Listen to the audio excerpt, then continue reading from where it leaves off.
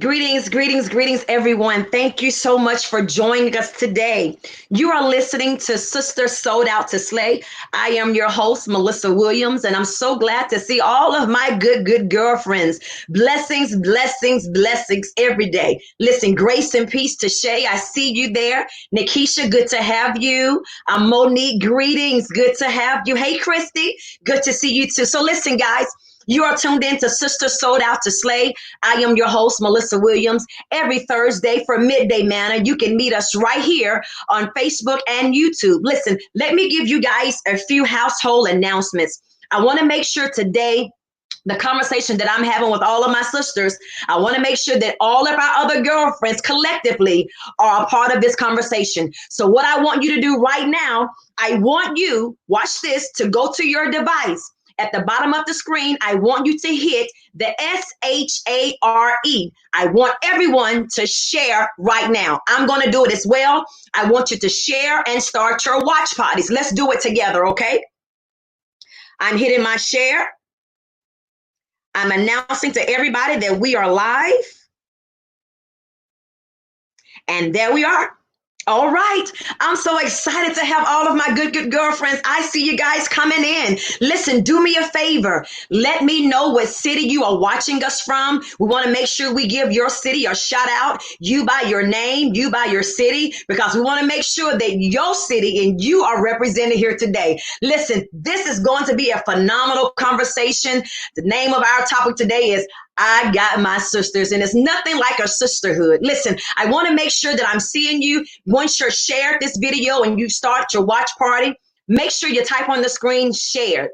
All right. This is Sister Sold Out to Slay. And the Bible says, even though he slay me, I'm going to trust him. And I'm so honored today to have so many women of God that are with me today, because literally, I believe when you're talking about being slayed, that means God has had to kill something off of you and killed you through a way. Watch this, that he slayed you so that your testimony can be more vivid. I don't know if I'm talking to everybody, but I'm talking to somebody. And if you're anything like me, God has brought you through some tremendous times. He's taught you through some traumatic experiences, and yet you are slaying, whether you're in ministry, you're slaying whether you're in business, you're slaying if you are a stay-at-home mom. I just want all my slaypreneurs to type it on the screen. I am slaying. Come on. I want to make sure I see you, all my girls that are slaying today. I want you to type in from Virginia. Good to see you. I want you to type, I'm slaying, I'm slaying, I'm slaying. Listen, let me see who all is here. So excited to have Birmingham here. I'm good excited to have Virginia here. Michigan is in the house. Yes, you guys are representing today. Listen, let me give you this announcement as well. When we start our conversation, I want to make sure that you guys are getting the information and the wisdom that you are looking for today. So if you have any questions, I want to make sure that you guys type in your questions, and hopefully if you want to direct it to a particular person, make sure you type their name in with that question. We're going to make sure we get to that question some kind of way or another, but we're going to try to make sure we answer that question for you. All right. Has everybody shared? Has everybody started their watch parties? The time is 1:07 Eastern Standard Time. We give you celebrations to everybody that's watching us on Facebook and on YouTube. Last thing I want to say before we bring in all of our guests. I want you to make sure after you watch this broadcast, after you watch this television show, I want you to make sure you go over to YouTube and subscribe to our YouTube channel. All right. I want you to go subscribe to YouTube under Melissa F. Williams. That way you can keep up with everything that we're doing. You can always go back and watch these replays. All right. So listen, I'm so excited to have my guests. When I say I got some bad girls today, you guys know what bad means: beautiful, anointed, and destined. I got some bad girls in the house, and I'm going to bring them one by one. I want to make sure we have enough time to make sure everybody has the opportunity to share their thoughts. And this is going to be a great conversation. If you're ready, just chime in and say you're ready. I'm getting ready to bring everybody in. Let's see here. I'm so excited, so excited, so excited. MARLO Moore, how are you? I'm fine. Thank you for your invite. I'm excited. Thank you. TONYA, how are you? Good. How are you guys? Thank you so much for having me. So glad to have you. SHADERIA. Hi, everybody. Thank you so much for inviting me. How y'all doing today? Awesome. Valerie Smith, how are you? I am great, and thank you so much for the opportunity to join you today. Awesome. Not last, definitely not least, my good girlfriend, April Vaughn, how are you? Hi, I'm doing great. Thank you for having me today. I'm so excited. Listen, when I tell you, ladies, I am so honored and humbled to have each one of you here today. You guys, each one of you have a special place in my heart. I know you personally. I follow your ministries, your brands, and some type of way you've impacted my life in such a way that I felt the world needed to be introduced to who you are. And so without further ado, I want each and every one of you to do me a quick favor. I want you to personally introduce yourself to our listening audience, to all of our good girlfriends. Please tell them something about yourself and what city you're from. And we're going to start with Marlo, then we're going to go to Tonya, Shaderia, Valerie Smith, and then April Vaughn in that order. Starting with you, Marlo. Give it to me, girl. Hello, everybody. I am Evangelist Marlo Moore, and I am so excited to be here. I reside in the Atlanta, Georgia area. I've been married this is my 30th year. My husband and I are excited. We're going to be doing a book together, but right now, let you know that this book, His Lady by Day, His Lover by Night, is currently available to you. And if you can't afford it, trust and believe, I will send it to you anyway, because I believe every woman, married, girlfriend, your daughter, divorced, whoever, you need this book. Whoop, whoop. I love that. Say the name of that book one more time, Lady Moore. His Lady by Day, His Lover by Night. What to do inside the bedroom and what not to do inside. Now, hold on, Marlo. You moving too fast. We're going to get to that conversation, good girlfriend. Hold your horses now. And Lady Tonya, please introduce yourself. Hey everybody, how are you guys doing? My name is Tonya Williams and I'm from Birmingham, Alabama. I'm a professional life coach, evangelist, and I also have my own podcast called Fierce, Favored, and Spiritually Grounded. It's a podcast that's kind of out of the box. It's got a little bit of ministry in it, but I want to take everyday life situations and add a little bit of biblical principle to it. It's some topics that they normally don't discuss at church or in church that they shy away from, but people struggle with every day. So those are the type of conversations I like to have in the podcast. Me and my husband have been together for over 20 years. We have a blended family of 4. And I'm currently working on my first book as well, which comes from my life coaching. My slogan is helping you become the best version of you. So the name of my book will be The Best Version of Me. Woo! Woo, woo, woo, woo. I love that. I love that. You guys are doing phenomenal things. I love it so much. Listen, my true love, my very own daughter, Shaderia, please introduce yourself. Hello. Well, I can't really take the throne or the stage rather by myself. I am a best-selling author. In part two, Mother Melissa, thank you so much for having me. So I am a myriad of things. I speak. I am a scholar. I definitely am a serial entrepreneur and brand ambassador. So I'm the wild card of the gang. I like to brand you, and I do bios, and I talk real girl talk. So I'm going to say I am the all-in-one, and I'm happy to be here. Nice to meet you all. You are not the wild chick of the crew. I would not allow you. The wild card's a good thing. Okay, we're going to come back to that shortly. But I'm so excited. That's why I have each one of you here, because all of you bring something different to the table, from married to single to divorce, you name it. It's here in the group. Let's talk about it. All right, Valerie Smith, please introduce yourself, my dear heart. Yes, I am a divorcee. I am divorced single, whatever that means. And I also am a mother of 3. I am an artist, an independent recording artist. I also manage an apartment community here where we live. I also have a book. I'm a co-author of a book that you, Shaderia, myself, and April, we all share a very beautiful bestseller status with that book. And I also have a Billboard charting EP album. Yes. Woo, woo, woo, woo, woo. I was going to introduce that part of our crew a little bit later, but thank you for going ahead and tapping it on out there. All right, April, my heart, please introduce yourself. Hi, my name is April Vaughn. I am a wife, mother of two beautiful daughters, 21 and 11. I'm a serial entrepreneur. I am a business builder, consultant, and also a real estate builder. So I have my own real estate company, Well Dwelling. And as Shaderia and Valerie mentioned, I had my authorial debut this year, earlier, as a best-selling author with you guys. So I appreciate you, Melissa, for the opportunity, and I gained some wonderful, good girlfriends through that experience. So I'm excited about today, and guess Okay.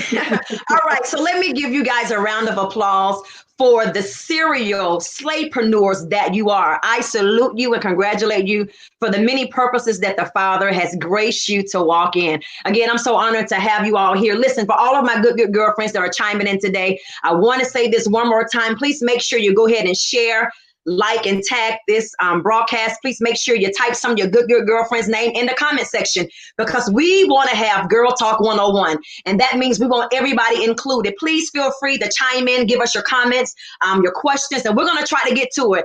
Definitely going to talk about many of things today, and we want to start right here, right now. Listen, I don't even know who to direct this question to, but women, we play such a vital role in the earth. All right. We wear so many hats, from mothers to daughters to wives to business owners to CEOs. But there is a voice that we have in the earth that if our voice is not heard, I just believe some things just will not be heard, seen, or thought about. I want to go to Marlo. How important is it today that the voice of a woman, the voice of a sister, is being heard?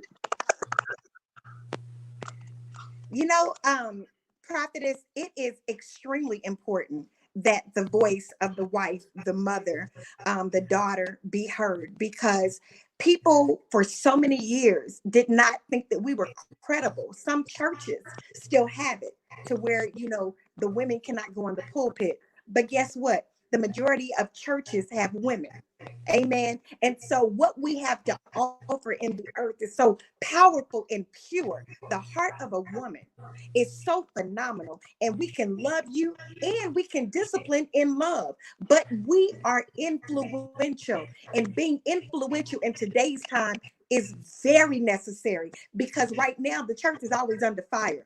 But the women are the ones that stay on the wall. We stay on our knees in prayer, and we're serious about our families. We will fight for our families. We will fight for our friends, and we will come toe to toe with the enemy any day to fight what we believe in. Amen. Amen. I totally agree. I think you answered that phenomenally. But, there are some women who've experienced some things in their lives. And because of that, that was one of the reasons that I believe the Father gave me the assignment of writing this book called Her, I'm Still Standing. And as you can see, April Vaughn, Valerie Smith, and Shaderia were a part of this book, because there's so many women that have lost their voice, whether it was through molestation, whether it's through any traumatic experience, divorce, heartbreak, betrayal. Some women have lost their voice, and so now they've become silent. I want to ask this question. Let's go to Shaderia. Shaderia, what can you say to a woman that has lost her voice and now she's silent? How can she recover from that? That's an amazing question. In other happenstances, silence is a strategy, but I think that when a woman becomes silent because of what she's gone through, she makes herself a prisoner to the experience. So I think the first thing that a woman needs to do is understand that the reason she'd gone through that was to qualify her for the recompense that was coming later. So if we can become visionaries and begin to see a thing at a distance. I had a mentor one time, and I was just so in love with this guy, and she said, take your thumb.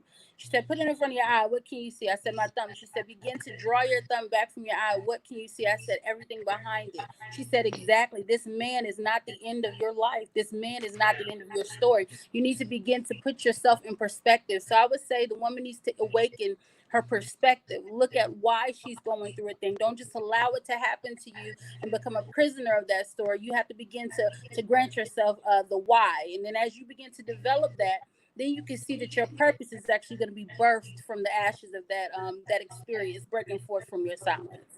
I love that. Yes, Tanya. Can I actually just piggyback off of that for a second too? Absolutely. There's so many young girls today who are looking for mentorship or looking up to other women.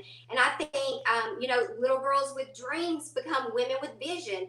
And it's so important for us as women in these roles to affirm them early at a young age and let them know not only who they are, but whose they are before the world has a chance to tell them otherwise. So by being silent, God allows things to happen to us for a reason, and we have to turn that pain into purpose.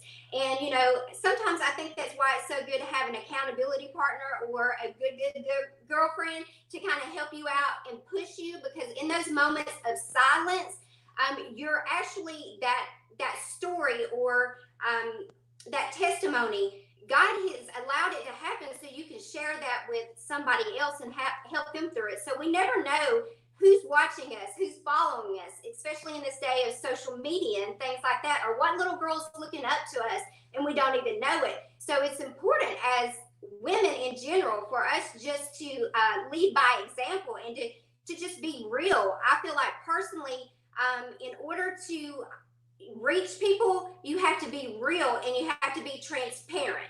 So they have to be Absolutely. able to relate to you.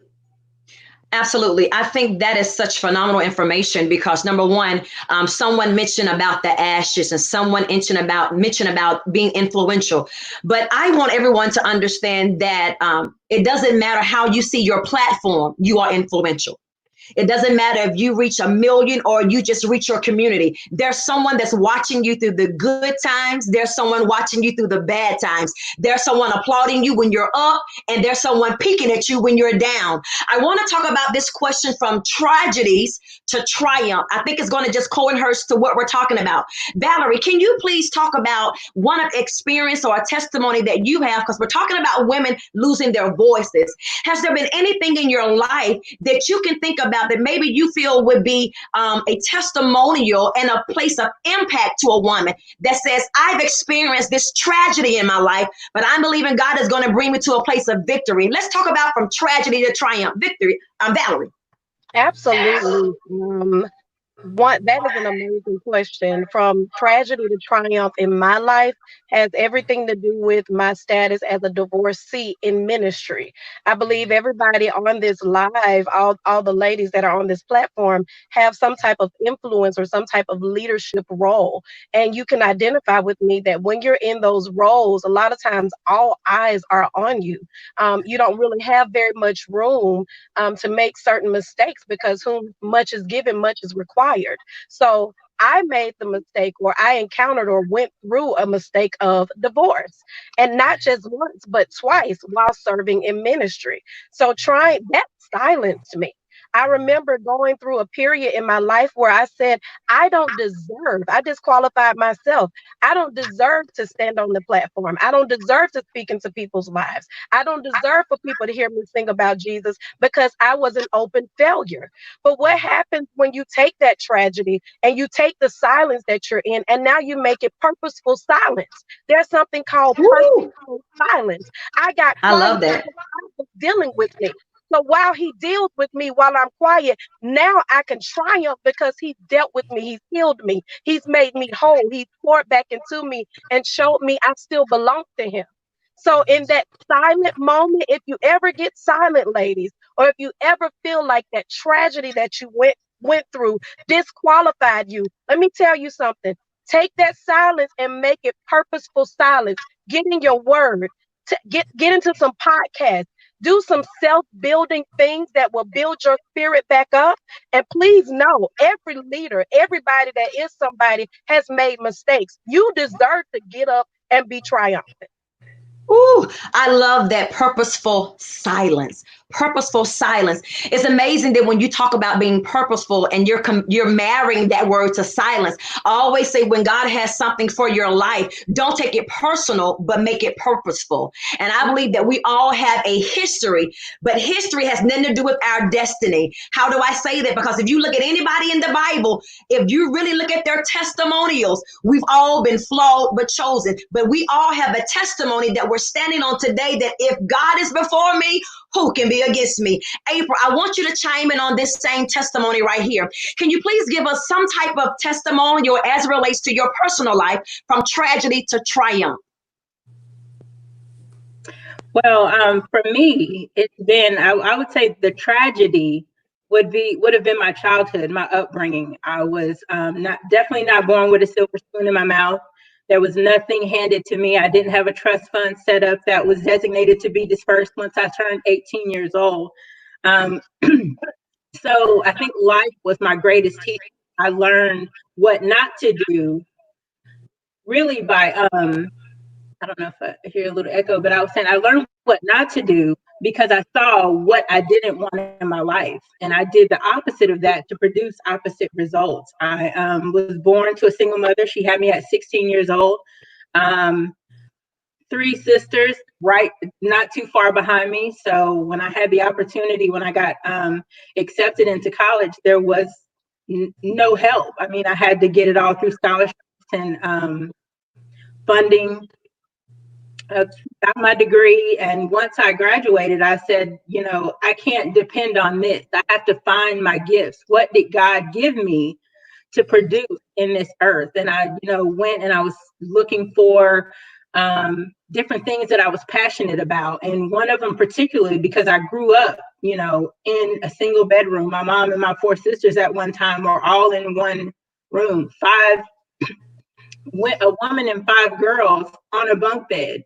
So I wanted to be able to create spaces where families could thrive, because I felt like the lack of stability sometimes can be a stronghold where you feel like you can't grow. You know, you can't be yourself outside of your home because you're thinking, well, you know, I don't have anywhere stable. I don't have any solid foundation to build off of. So I took that and went into real estate and started renovating homes, looking to build communities for low-income families to have properties and developments that they can call their own and build wealth for future generations. So it's amazing that you are using your childhood experiences to be a fortitude and to make you to become a relentless woman that says, even though I experienced this in my childhood, I'm not going to allow that to be a stronghold for me. I'm not going to allow that to stagnate me.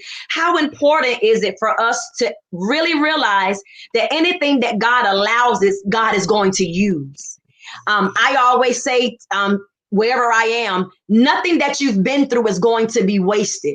Okay. There's nothing that, whether it's rape, molestation, divorce, bankruptcy, being evicted from your home. I really believe if we're transparent today, I believe every testimony of our life, God is going to use at some part of our destiny. Whether we meet a woman in the grocery store, whether it's the woman sitting on the front row at the church and she's ready to give up and throw in the towel and walk away from God, or whether it's the woman that's struggling saying, I know I'm anointed, but I don't believe God is going to use me because of my history. I want to talk about this right here.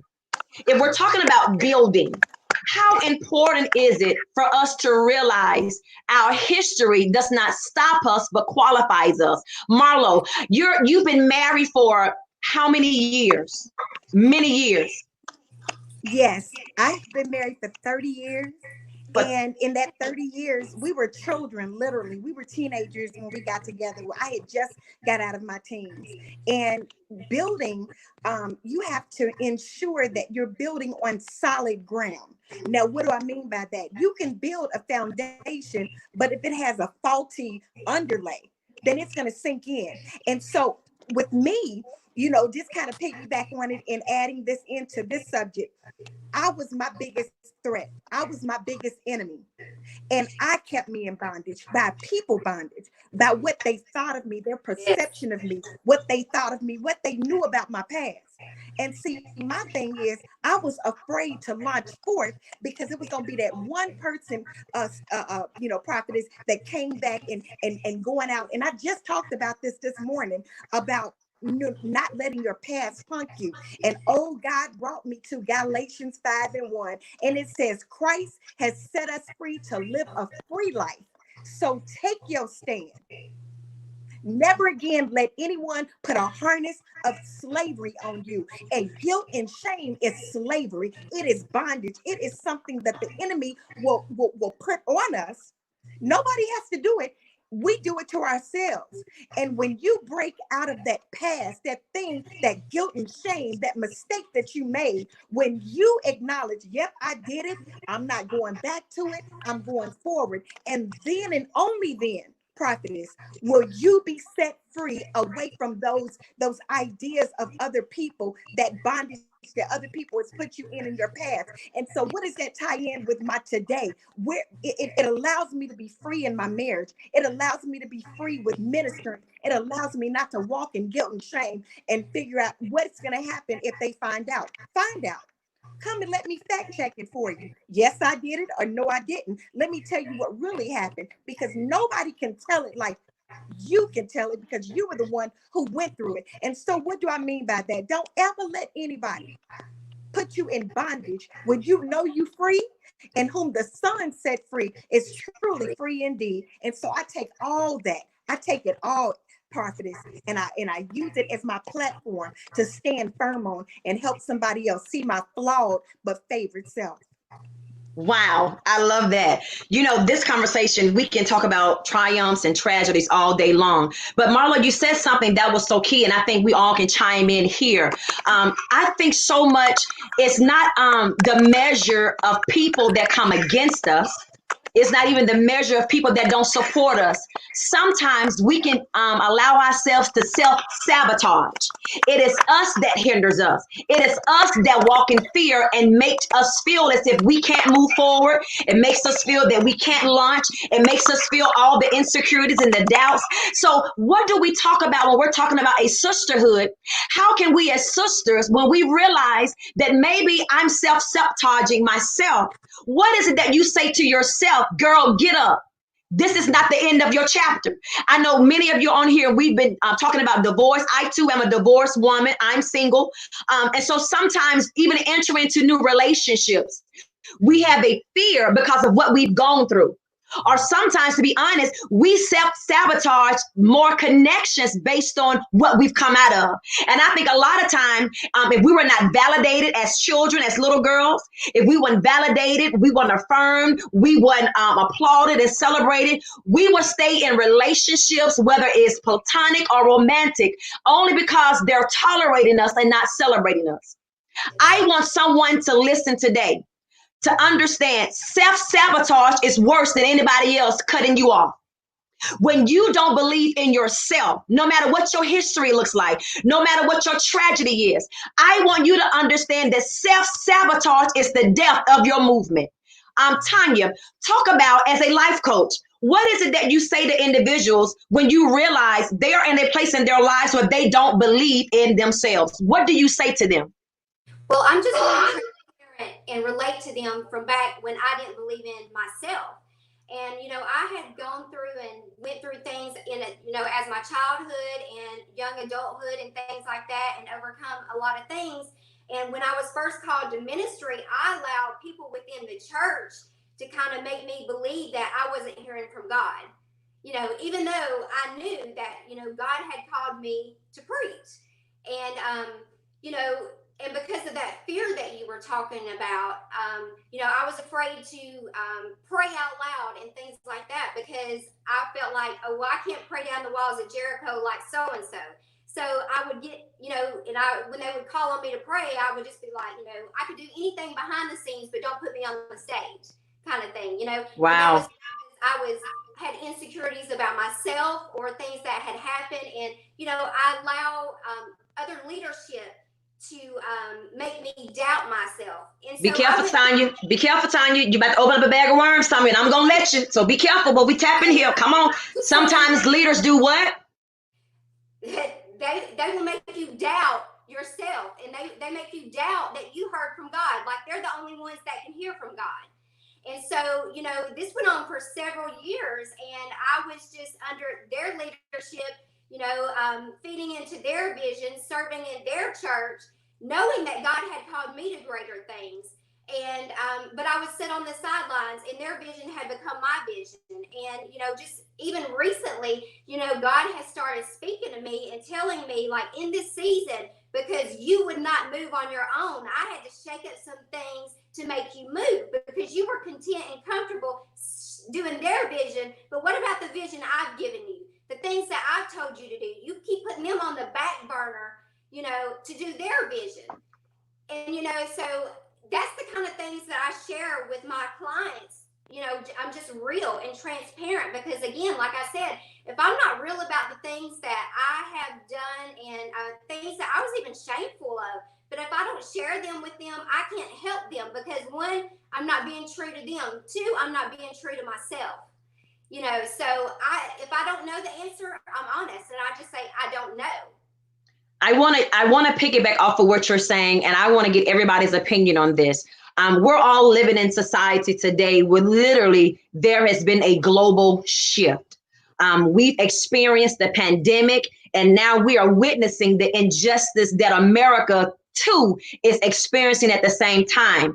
I prayed about this panel and this discussion about all of you that are represented here today. And all of you represent many faces, but one voice and one sound. I say that because when I look at the panel of you, you all bring such greatness, but yet such experience, truth, and transparency to the table. But in when we're facing what we're facing today, I know a lot of people are talking about Black Lives Matter, and that is very important. And I want us to chime in on that for two reasons. Number one, us as Black women, we talk amongst each other. And so we hear the conversations of one another. But many of us don't have the opportunity to hear the heart and the compassion and the concern from our Caucasian sisters. I want to talk to one of my sisters, African American, and then I want to talk to Tonya, a Caucasian sister. Why am I doing this? Because if we never hear the heart and the rhythm of someone else outside of our race, we'll think everybody is the same. And I believe sisters need sisters. It doesn't mean your skin tone, it doesn't mean your background, it doesn't mean your history. As a sister, I need you and you need me. Valerie, I want to talk about, how do you feel right now as a Black woman in America with the injustice that you are experiencing and have seen? How does it make you feel as a sister? And then what do you think we should do collaborating together to bring unity to our race as a woman? As a woman, I want to just put out there, as a Black woman, I want to come against the idea that the BLM or the Black Lives Matter means only Black Lives Matter. First, I want to speak to that, because we're not saying only Black Lives Matter, but it's saying, let me remind you that Black Lives Matter, because according to history and according to the unfortunate events that have been going on, like, for instance, the George Floyd situation, it looks as if there's this thing that continues to happen over and over and over. And yes, we're having to make our voices loud and remind everybody Black Lives Matter. But the extra part to that you just named is being a Black woman. Being a Black woman, what I want to say is, let's make sure that our lives also matter to one another, while we're Yeah. also trying to convey that it matters to everybody else that's not us. Let's make sure it matters to one another as well. Let's make sure that our lives matter to our Black men, because many times this was my argument regarding a situation that I'm currently in. I recently went to a predominantly white church that is mixed, and my pastor is currently under fire for some things that he liked that had a racial undertone. And so the reason why I bring that up because, as a Black woman in that ministry, now not only is he under fire, but anybody Black that's staying at that ministry is under fire. So now, not only does it feel like, okay, my pastor just did something wrong regarding race, but now we as Black people are not standing together as well. Why not, you know what I'm saying? Why not be supportive of those of us who are still there, who have decided, God didn't tell me to leave. That's I right. see differently. How do we as Black people, Black women, while we're screaming Black Lives Matter, how do we show that it also matter, our lives matter to each other as well? Melissa, your life matter. Shaderia, your life matter. Tonya, everybody, your lives matter. But do we display that all the time? Because sometimes it looks like we're still divided too. You know, so That's why how that question was so important. so That was one how of the do reasons. yeah. Yeah, that was one of the reasons I wanted to bring this conversation to the table. Because we as Black women, I believe, and I may not have everybody that agree with me, but I believe we not only experience some form of racism, but sexism. Whatever. Yeah, I believe there's a thing called sexism, whereas you're in corporate America, where you're in ministry, because if you're honest about it, I've experienced being a woman in business and in ministry. Sometimes I'm shunned upon differently because I am a female and I'm Black. So I got two things going against me. But I want to hear from Tonya. Tonya, can you please tell me from a sister, Caucasian sister's perspective, facing what we're facing right now, hearing what Valerie has said, hearing things that are going on social media. If I'm not mistaken, you are married to a Black man. Is that correct? Yes, ma'am. Yeah. So you are in two different wars, I feel, because you're married to a Black man and then you are a Caucasian woman, but you're surrounded by sisterly love. Can you tell us from your heart, how does it feel as a Caucasian sister to experience and witness what's going on in America today? Well, honestly, I'm saddened by it because we're in 2020 and we're still facing the same things, they did 50 years ago. And some days I feel like we're going backwards, where some days I feel like we're going forward. But it's really hard because this is something I'm really passionate about, because I try to get my family and friends to realize that no, all lives don't matter. They do. All lives matter, but when they say that, they're putting a blanket over it, and they're trying to turn the eye to what's happening in society. And the more they do that, the issue's still going to stay the same. So you got to have people up, white people, to start taking a stand and speaking up, because you ladies are my sisters, whether I know you on a personal level or not. So if I see you on the street and I see something bad happening to you, I'm not going to videotape it. I'm going to call for help or try to help you. So this is what I've been trying to, kind of have these conversations with family members and things like that, and really just kind of open up their eye. But I think the issue is because they're not being affected directly, they're never going to understand until, I'm not saying I'm against all cops, but because this is what's going on in the media, we'll just speak on that. This police brutality, they're not out, killing little Timmy or little Johnny. They're killing Black men and Black boys. As a mother, I should not have to have conversations with my kids like when you get pulled over, how you should have to act. Place your hands on the steering wheel, look straight ahead. Don't reach for your phone. Don't be rude. Say yes, sir. Yes, ma'am. They don't have to have those conversations with their kids before they walk out the door. The conversation they have with their kid is put your seatbelt on. Yeah. Yeah. One of the things that I've been doing this conversation for a few weeks now about the injustice in Black America. And I will pick it back off a famous quote that says silence is betrayal. And I don't just believe that silence is betrayal as it relates to Black America. I believe silence is betrayal as it relates to anything in your life. Anything that does not serve you purpose, anything that devalues you, anything that makes you feel less than a woman, I think the silence about it is betrayal.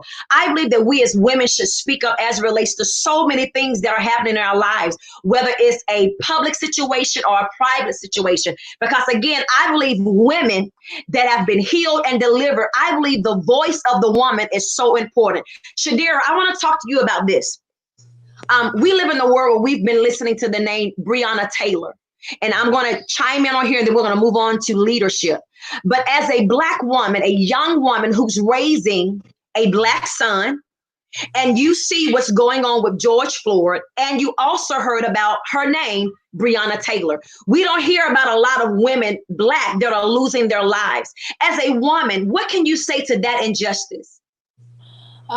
Thank you for allowing me to chime in. Social justice is my heartbeat. If you would pay attention to the last year, we started noticing that women, especially Black minority young women, begin to become abducted, kidnapped. There was a bunch of it going on, and it was like under the radar silence.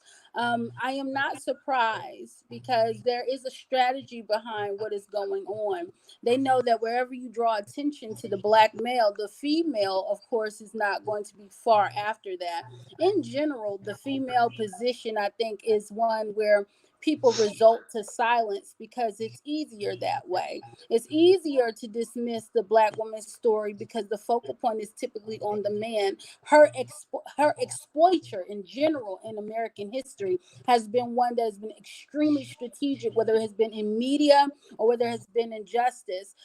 You really don't hear a whole bunch of that. So I wanted to really kind of make that apparent that just in general, Black young women before the Breonna Taylor, which is horrible, by the way, especially, but when you have a history of this happening, we're just now inviting, like Tonya said, we're inviting cameras into a history.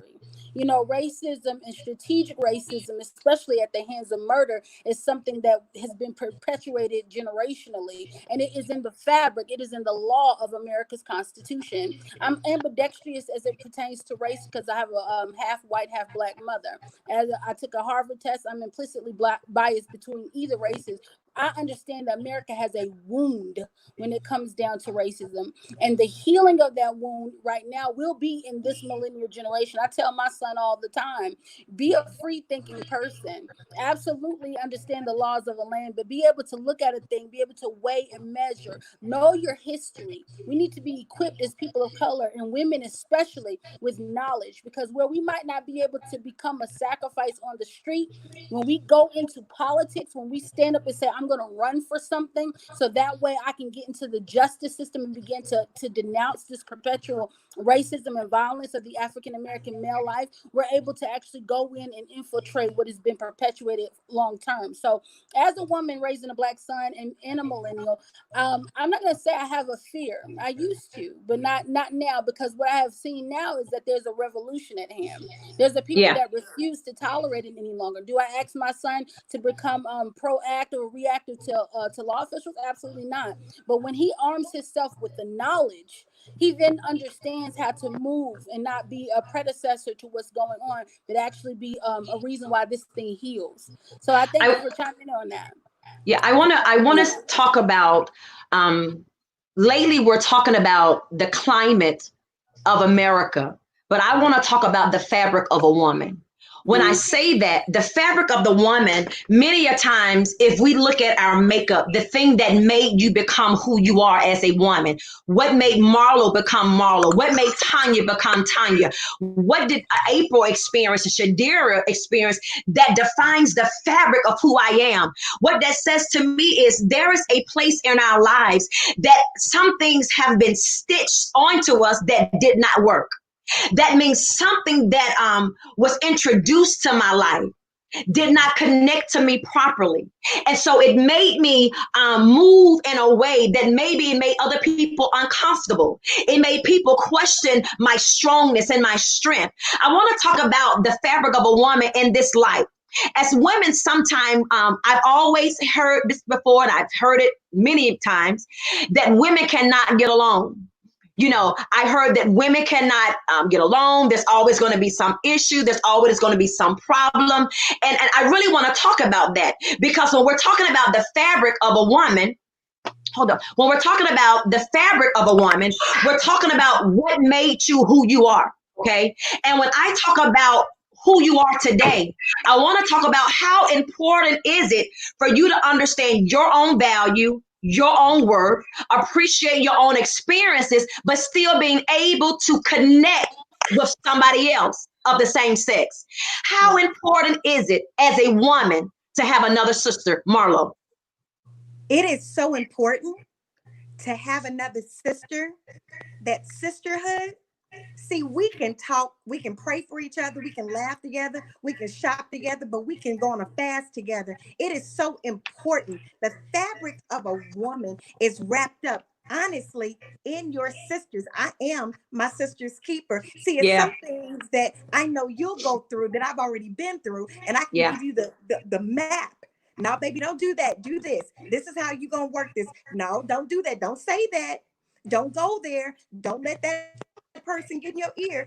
See, knowledge is power, and your past is power. If you've gone through it before, you want to help your sister say, you know what? If I were you, I wouldn't do that. But come in, let's pray about this thing. So the fabric of a woman is made up in love. It's made up in our mistakes. It's made up in our past, but it's also made up in our present. It's made up in our favor, but it's also made up in our fight. It's so many ingredients that are made up in women, and it's beautiful. It's like a beautiful combination of things, but it takes everything, all things work together. You know what I'm saying? So you got to work everything. And when you say, man, this issue that I'm having right now, this thorn that I have in my flesh, and that's when you go to God and he says, but my grace is made sufficient in you and that thorn. So don't let the little things hem you up.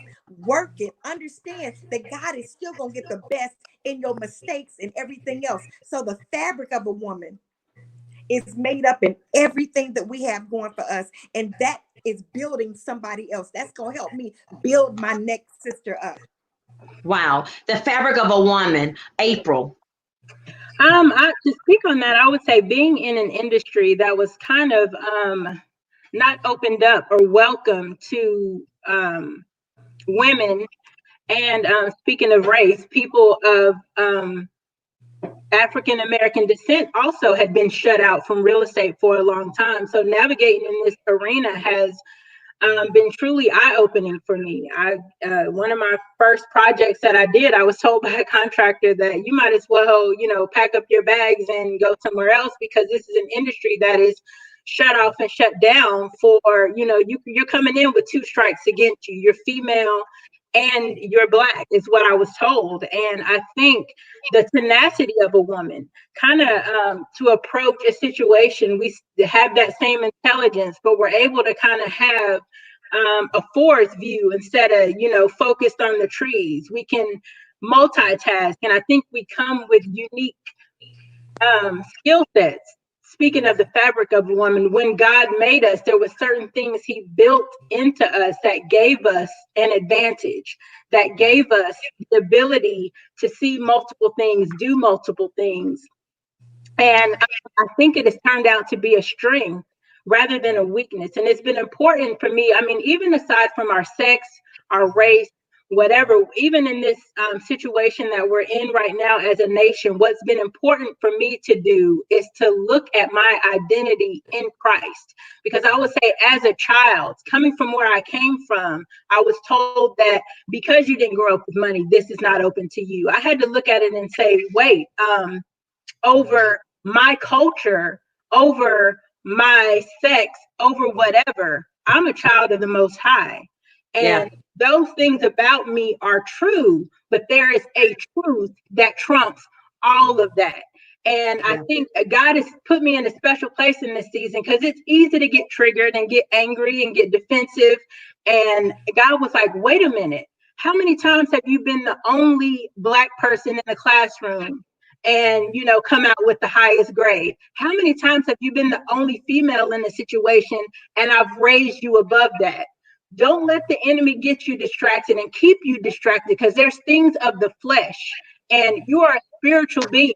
At the end of the day, everything that I put in you can override what the world will try to put on you. So they're going to say you can't make it, but I'll make a route for you. I'll make a way to you. And I've purposefully been in a space of, when you're in any situation and you feel like you're agreeing with the masses, that's a time for me to say, wait a second, let me quiet myself and go off to the side and hear what God is trying to say to me, because he said that gate is narrow and you will enter. So if you're in an arena or in a stance or doing anything, and you say, wow, everybody's agreeing, I'm going to say, even though it's right or even though it's true, I have to find the truth in every situation. And I think that's what's beneficial in kind of getting me through the temperature of where we're finding ourselves as a nation right now. We're talking about the fabric of women, and Marlo and April said some very vital elements. I want to piggyback, chime in on this same conversation, but I want to bring Tonya into the conversation. Marlo made a comment about building each other. My question was, how important is it as we as sisters come together? I'm reminded of the woman in the Bible by the name of Esther. The Bible says that Esther was called for such a time as this. And if anybody knows the story, the Bible talks about how Esther, her life, her lineage looked really, really sad. She was an orphanage. You know, she went through very dismantled things in her life that maybe someone else would have said she was not qualified to become a queen. But watch this, because of who she was, the Father loved her so much, Marlo, that he connected her to somebody by the name of Mordecai. Mordecai played such a vital, important role in her life because Mordecai allowed her to see herself as she didn't see herself. He recognized the value of Esther when Esther only saw herself as an orphanage. I want to talk about this right here. We're talking about building one another and how important it is to have someone that you're divinely connected to. When I think about Mordecai spoke to her destiny when she can only see her present. Tonya, how important is it for every woman that's a Ruth that's listening to us today to really pay attention to the Mordecais in her life? Someone that's going to speak to her, someone that's going to push her, someone that's going to watch this, tell her, listen, I see you're in a low place now, but that's not your end. I want you to talk to the woman today that says, I am literally in the middle of transition. I don't know what I'm doing, but there's someone in my life. I keep trying to ignore them, but really they're pushing me from out of my comfort zone. Speak to the woman, Tonya, that says today, there is an Esther in me, but I don't know how to rise. Well, first of all, there's power in numbers. And it's so important for us when we're in transition to not get stuck in the process because we don't know where to go, what to do. And, you know, I've always been taught that if there's things that you want to do, then follow somebody who's already doing that, right? So you can kind of, and we're living in a time where it's very sad. I run into a lot of females, especially. We're already struggling in the area of ministry where we can just, you know, just be in ministry. And but I get questions all the time from people wanting me, asking me, how do I get to do what you're doing? And I've seen other ladies talk about, well, if you'll show me how to do this, I'll pay you. No. Why would I accept your money, or why would you know, I ask you to pay me for something that I didn't even know how to do? I had to do the footwork, the research, and find out on my own. But, you know, if I can help one lady, you know, it was worth all the work. And the thing is, I think we get caught up in the platform and the name we built for ourselves and the titles and things like that, that we forgot that, you know, where we came from. And I think so important when you find that person that pushes you out of your comfort zone to hold on tight to those, because like the lady said before, they will pray for you. You know, I need a diverse set of friends. My circle is small, but they're diverse because I need people who's going to call me out on my wrongs and not just agree with me when I'm right. Yeah. Marlo, I want to talk about this same conversation, but I want us to move from Esther, and I want us to move to Elizabeth and Mary, because there was something about that story that when I always believe God is going to prepare a forerunner for you. I also believe there's always going to be a trailblazer that is going to go ahead of you. And I believe that there's women that are watching us today and they're trying to figure out how do they move through life. But I believe God is always going to divinely connect you with someone, just like in the Bible between Elizabeth and Mary, that's going to make your baby leap. It's something about her sound. It's something about when she opens up her mouth, it makes you feel, I can do this. I can survive this. I want to talk about the divine connection of having someone that you allow to speak into your life that says, I see you, Marlo, and I know greater has your name on it. Talk about that relationship and the importance of mentorship. The importance of that, prophetess, is you have to know the difference between these things: an associate, an assassin, or your assignment. An associate an assessment or your assignment. You cannot walk in the flesh and God not speak to you and let you know who is who. And when you can't differentiate what those three are, then we have a problem. What is the assignment? The person who is the assignment, you are supposed to be the one that shows them. You are their ambassador. You are the one who has done it before, and they're going to see it. They can't be jealous of you. They can't envy your life. They have to be willing to learn from you. And they have to take those soft rebukes when you have an accountability partner. When you have that accountability partner, I'm helping you. Don't fight me. I'm trying to help you. You have to know the season that you're in. Some people that want to be, mentored, they can't handle it. They can't handle it. And so you got to just see if they're ready for it. And some people, guess what? You do have to leave some people behind, but you have to be in the presence of greatness. When she walked in the room and the baby leaped, she's like, oh my God, that is the spirit. That is something so powerful that I know I'm supposed to be around. You have to know the difference when to hold them and when to fold them. You got to know when to be in the presence of somebody, and you got to know when to exit. Woo! I love that. You got to know when to exit. There is a season of our life, and I believe that God is allowing us to enter into a season of divine connections. Tonya, I want you to talk about divine connections. How important is it for us to recognize when God is divinely connecting us to someone? I think it's so important, and you've got to pray for discernment. Because like Marlo was saying, not everybody is your people, and we get caught up in followers and things like that. And even in life coaching, some people after the first call, I know they're my assignment. Whereas some, I can tell they're just being nosy, trying to figure out what is a life coach and what I do. And those are the ones that, like Marlo said, you got to exit, right? Because they're not ready. No matter what advice you give them, they're not going to follow it. Because I can give you all the tools in the world, but if you don't use them, you're not going to get to where you want to be. So I think it's so important that you connect yourself with divine connections. I think we are a divine connection. Yeah. We have to be open to other people, to other opportunities, and the things that make us uncomfortable are usually leading us to our destiny. So oftentimes when we close the door on certain people, we're actually closing the door on ourselves, because God puts people in our lives for reasons and seasons. And if we walk around afraid, with our fists clenched all the time, we can't catch a blessing because our fists are closed. Yes. April, we're talking about divine relationships. And many of times there are women that are watching us today, and they may have felt that the relationship that they were in was a divine connection. All right.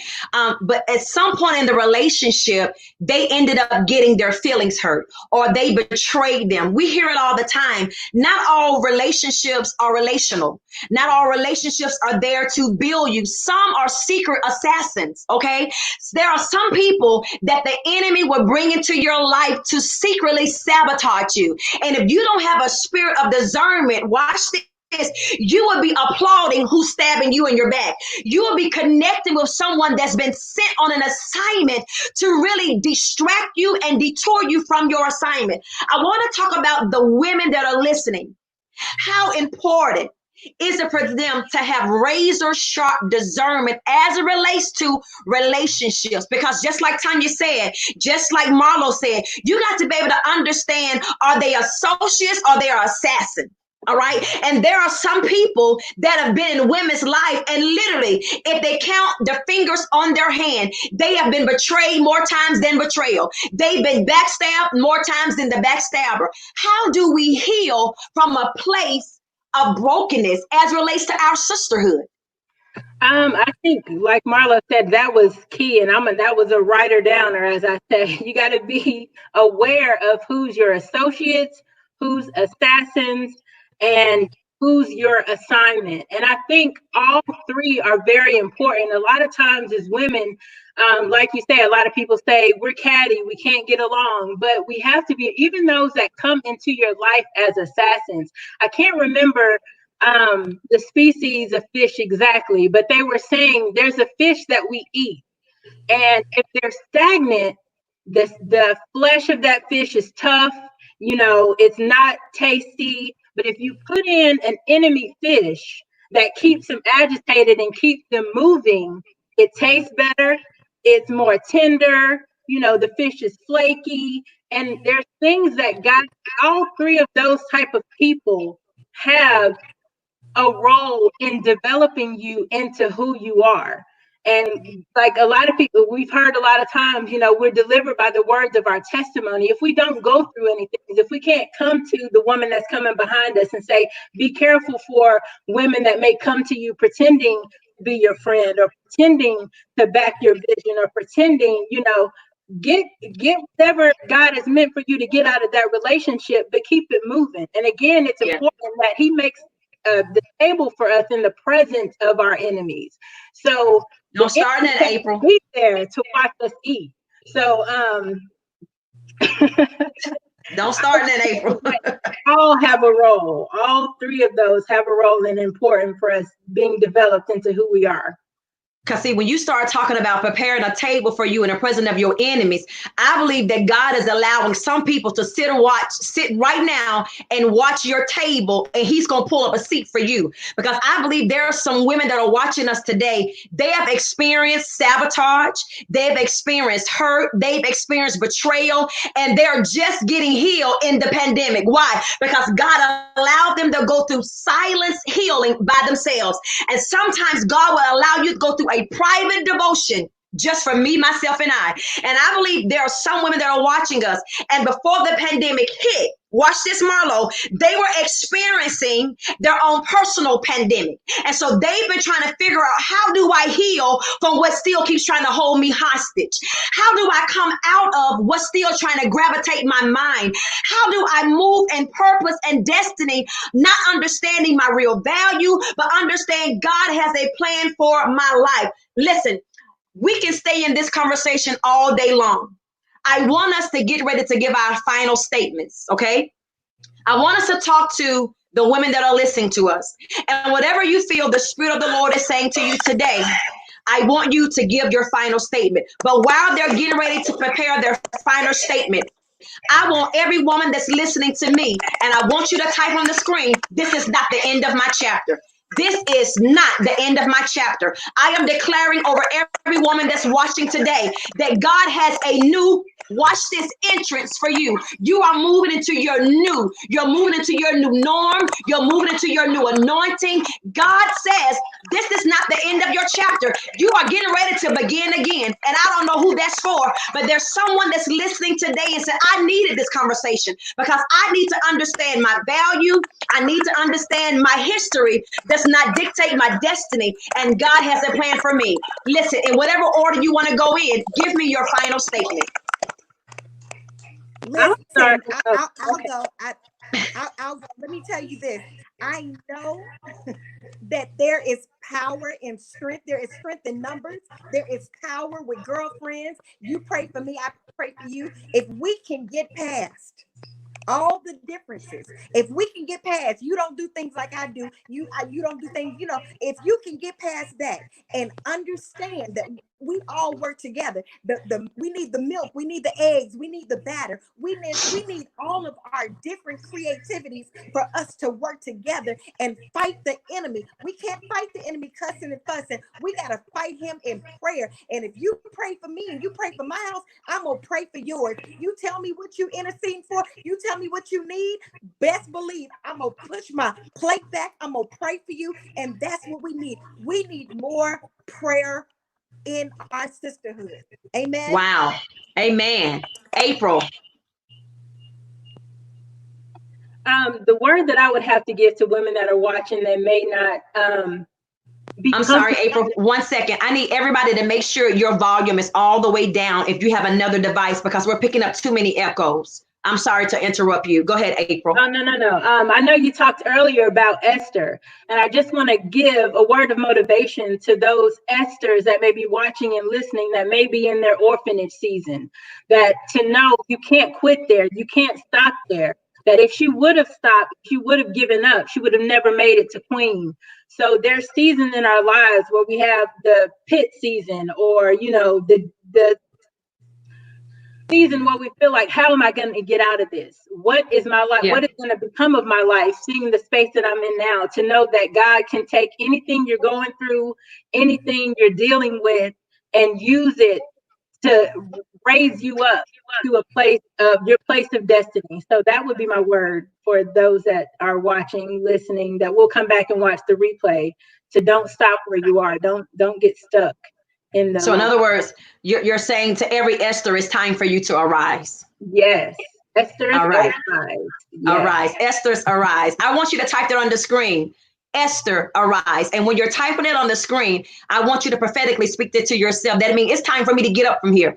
I've been here too long. And watch this. Your present state may not be a bad place, but it's not your destination. I need for you to rise. Tonya. I just want to encourage all the ladies out there who may be going through things that don't stop. Just keep pressing forward. God will honor your obedience, even if it's in a season where you may not know which way to go or what to do, but just keep praying and pressing forward. Adjust your crown. Know that He's allowing you to go through it for a reason, and don't allow anybody to tell you who you are or whose you are or what God's called you to do or anything like that. So if God is speaking to you in this season to move, then move. Let God speak to you and affirm who you are. And don't listen to the outside voices of other people, because oftentimes that will stop us from our purpose. So adjust your crown and keep it moving. Adjust your crown and keep it moving.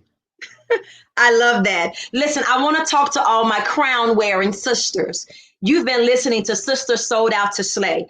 And before we leave this segment, I want to make sure that if there's a woman that's listening to me and you are feeling the pressure of life, and maybe you're feeling like you're carrying so many weights that you don't really know which way to go. Yeah, you've listened to us today and we've inspired you and encouraged you, but I don't want you to leave this broadcast without you knowing God is still with you. I don't care how it looks. I don't care how it feels. God has a plan for your life. And I don't know if you're in your home or if you're at work chiming in, listening to us, but I want to speak to the part of you that still says, I want more. I want to talk to the part of you that says, I believe more. I want to talk to that part of you that says, even though I feel like giving up, I'm not going to die here. I want to talk to the woman that's listening to me today that says, I want to be a part of Sisters Sold Out to Slay. What does that mean? How do we have this in common? Because the Bible says, to whom much is given, much is required. But then the other part of the text declares this, even though he slays me, I'm going to trust him. That means it may be uncomfortable, but it means God. It may not be perfect, but it doesn't mean it's not God. And whenever God gets ready to do something great in your life, please understand he has to stretch you. And sometimes that is uncomfortable. Don't die in being uncomfortable. You have too much to live for, and God has so much in store for you. This is not the end of your chapter. Can I announce to you that your greater is just a thank you away? I dare you to type on the screen, thank you. What you're saying, I receive it in advance, because what God is doing in your life, he's opening up doors for you. There is a new opportunity that God is opening for you. There is a divine connection that God is bringing for you. There is a breakthrough and a healing that God has with your name on it. Listen, don't despise the day of small beginnings, but understand if the Lord allowed it, he's going to use it. There's nothing in your life that is going to be wasted. Let me say that one more time for those in the back. There is nothing in your life that God is not going to use, whether he use your divorce, whether he use your singleness, whether he use your race, whether he use your brokenness. Everything about you, God says, I have purpose in it. I just want you, never underestimate the greatness in you and the power of your voice. You've been listening to Sisters Sold Out to Slay with my special guest today, Tonya Williams. Please say hello. Hey, guys. April VAUGHN. Hi. Hey, guys. Also, we had two other guests with us. They had to go because they had other engagements, the Valerie Smith and the SHADERIA Addison. I honor you ladies so much. Thank you guys. Make sure you tune in to us every Thursday for Midday Manna as Sisters Sold Out to Slay. Every Wednesday night for Sofa Sections. I am your host, Melissa Williams. Make sure you go subscribe to our YouTube channel, and we'll see you same time, same place. As we always say, may the heavens be open over you, and may God do exceedingly and abundantly above anything that you could ask. Have a great day.